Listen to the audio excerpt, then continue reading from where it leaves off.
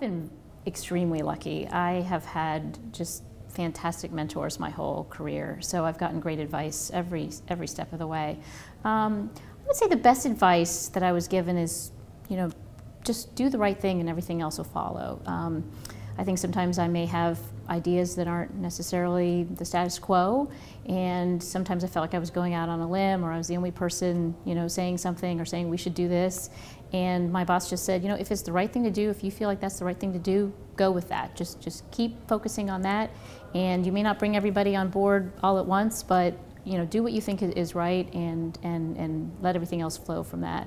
And I think the other piece of advice that I got is to really focus on developing the personal relationships in your job.